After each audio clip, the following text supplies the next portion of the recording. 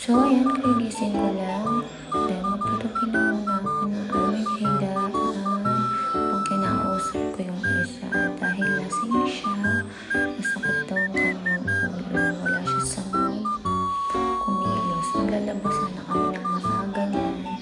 Then, nagsuklay na muna ako. Baliktad din ako eh. Nagsuklay muna ako bago ako nag-wax. Kasi yung buhok ko talaga, nagdagay na yan. Hindi ko alam kung bakit. Yan, suklay-suklay lang ako hanggang namantahan niyo ako ng kanintahan nila ng papa niya kagabi. Naghilamos na ako. Tingalit ko yung buhok ko. Naghilamos, nagsabon, nag-toothbrush. Hindi ko lang namin nakapagating. Tututbrush kasi baka mabasa ang aking phone.